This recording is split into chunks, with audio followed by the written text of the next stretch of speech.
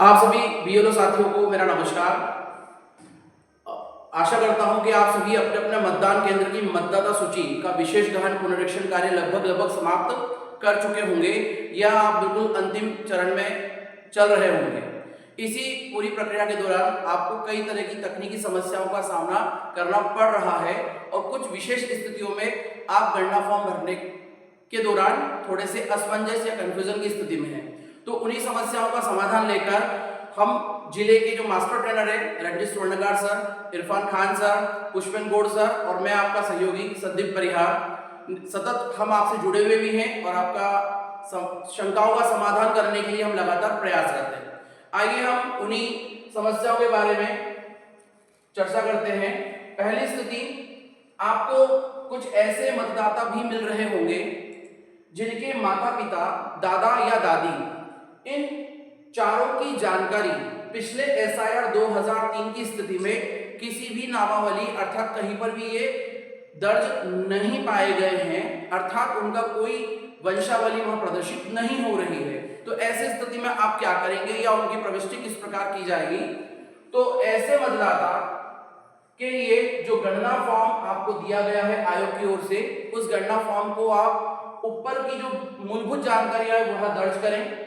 साथ ही साथ यहाँ पर जो दोनों कॉलम हैं जो पिछले एसआईआर में उसका संबंध अर्थात वंशावली से जोड़ने की डिटेल हम बता रहे हैं, उन दोनों को आप खाली छोड़िए, मतदाता के हस्ताक्षर करवाइए और अपनी यहाँ पर हस्ताक्षर करने के बाद ऐसे मतदाताओं को आपके पास जो उपलब्ध 3 ऑप्शन है उसमें से जो तीसरा है कि elector has not shown any link or mapping with last SIR, यानी कि वह मतदाता पिछले एसआईआर में कहीं पर भी लिंकअप या मैपिंग नहीं हो पा रही है, इस विकल्प का चुनाव करें, तीसरे विकल्प का, और यहाँ पर उस गणना फॉर्म का प्रविष्ट कीजिए। तो इस प्रकार आपको जो कार्य दायित्व दिया गया है वह पूर्ण कर पाएंगे। अब ऐसे मतदाता का क्या होगा, आपके मन में प्रश्न आएगा। तो ऐसे मतदाता जब प्रारूप नामावली का प्रकाशन होगा तो ये ड्राफ्ट सूची में इनका नाम प्रदर्शित होगा। वहां पर आरओ और एआरओ तय करेंगे कि इन मतदाताओं को किस प्रक्रिया से अर्थात जो आयोग द्वारा तय किए गए दस्तावेज में से कौन से दस्तावेज उनसे मांगना है और उसका निराकरण वे ही अपने स्तर से करेंगे। हमारा कार्य केवल फॉर्म भरना है और प्रविष्टि करना है। आते हैं हम दूसरी समस्या पर। यहां पर आप लोग देख रहे होंगे कि आपकी नामावली में मृत, शिफ्टेड, रिपीटेड या कुछ ऐसे मतदाता भी होंगे जो गणना फॉर्म भरने से मना कर रहे होंगे या आपको जानकारी नहीं दे पा रहे होंगे। तो यह भी आपके लिए एक समस्या है। तो इस समस्या के समाधान के लिए भी आप उस संबंधित मतदाता का जो गणना फॉर्म आपको आवंटित किया गया है वह उसे देकर, यदि वो मृत है तो इस प्रकार आप बिना उसकी पूर्ति किए मृत्यु आप चाहें तो ऊपर भी मेंशन कर सकते हैं, यहाँ पर अपनी टिक लिख सकते हैं। संबंधित मृत व्यक्ति के परिवारजन के यहाँ पर हस्ताक्षर करवाइए और उसका संबंध लिखकर यहाँ पर अपने हस्ताक्षर करके यह गणना फॉर्म आप यहाँ पर इस प्रकार भर सकते हैं। अब हम देखते हैं कि इस तरह के मतदाता की प्रविष्टि, मैंने आपको पूर्व में एक वीडियो जारी किया था, उसमें बताई गई थी कि किस प्रकार आप उस पर प्रविष्टि करेंगे। तो आपके पास यहाँ पर मार्क अनकलेक्टेबल वाला ऑप्शन उपलब्ध है।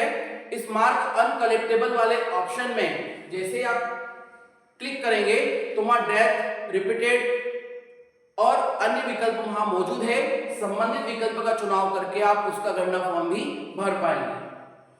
साथियों, आपको कुछ और व्यवहारिक समस्याएं भी आ रही होगी ऐप से संबंधित कि ऐसे मतदाता जो कहीं और दर्ज हो गया है, यानी कि आप जब उसका गणना फॉर्म भरने जा रहे हैं तो आपको एक मैसेज आ रहा होगा इस प्रकार, चेतावनी वाला, वार्निंग वाला, कि यह this mapping has already been this part number के इस बीएलओ के इस नंबर पर यहां इस इपिक कार्ड के अगेंस्ट प्रविष्टि हो गई है। तो आप घबराएं नहीं, किन्हीं तकनीकी त्रुटियों के कारण किसी बीएलओ द्वारा उस मतदाता की यदि अपने यहाँ पर प्रविष्टि कर दी गई है अर्थात गणना फॉर्म भर दिया गया है, तो पूर्व में आप लोग सतत जब बीएलओ ऐप को अपडेट कर रहे हैं तो एक ऑप्शन आया था रीवेरीफाई या अनमैप्ड। तो आप सभी ऐसे मतदाताओं को अलग चिन्हित करके रख लीजिए, उनका बीएलओ का नंबर अलग रख लीजिए जैसे ही वह सुविधा आती है हम उस बीएलओ को फोन करें, संपर्क करें और इसे अपने यहाँ से अनमैप करने के लिए कहें। जैसे वो अनमैप करेगा आप इस मतदाता का गणना फॉर्म अपने ऐप द्वारा अपने मतदान केंद्र की सूची में दर्ज कर पाएंगे, अर्थात फॉर्म भर पाएंगे। तो इसके लिए आप चिंता ना करें, यह समस्या शीघ्र ही हल हो सकती है। अब अगली एक और स्थिति मतदाताओं की, जब आप एंट्री करने जा रहे हैं ऐप पर, तो वहां लिखा है selected previous SIR recorded is already mapped to some other electors. Selected previous SIR record यानी कि आप जो जानकारी प्रविष्ट कर रहे हैं मतदाता द्वारा दी गई, is already mapped to some other elector, वो किसी और मतदाता में दर्ज हो चुकी है। यानी कि यहाँ पर कहीं ना कहीं कुछ तकनीकी त्रुटियों के कारण आपको ये मैसेज दिखाई दे रहा होगा। मेरा आपसे निवेदन है कि ऐसे मामले में इस गणना फॉर्म को थोड़ा सा रुककर पुनः स्कैन करके आप उसकी दी गई प्रविष्टि को या उसके और अन्य संबंधी, यानी कि अगर पिता की जानकारी दी है तो आप माता की जानकारी लेकर उसे मैप करके और प्रविष्टि करने के बाद इसका फॉर्म बिना किसी समस्या के दर्ज हो पाएगा। साथियों, इसी में हम देखते हैं कि कुछ ऐसे मामले भी आते हैं कि मतदाताओं की जानकारी बीएलओ ऐप पर आप दर्ज कर चुके हैं, यानी कि आप उस संबंधित मतदाता का फॉर्म भर चुके हैं, लेकिन वो पुनः आपको आपकी मुख्य सूची के अंदर दिखाई दे रहा है या आपको अधिकतर समस्या का सामना करना पड़ रहा है पिछले कुछ दिनों से। तो आप बिल्कुल घबराए नहीं। यदि किसी मतदाता का अगर आपने गणना फॉर्म भर दिया है तो आप सभी जानते हैं कि अभी एक साथ 12 राज्यों और केंद्र शासित प्रदेशों में यह कार्य चल रहा है, तो वहां पर ऐप में कुछ अपडेशन और सतत कार्य होने के कारण, लोड अधिक होने के कारण यह समस्या आपको आ रही होगी। तो इसके लिए आप चिंतित न हो। आपने अगर प्रविष्टि कर दी है, आप कंफर्म है, आपने ओके कर रखा है, उन फॉर्म को आप अलग रख दीजिए। ऐप पर समय पर जैसे अपडेशन होगा आपके द्वारा दर्ज की गई प्रविष्टि आपको दिखाई देने लगेगी, यानी कि इसको दोबारा प्रविष्ट करने की आवश्यकता नहीं है।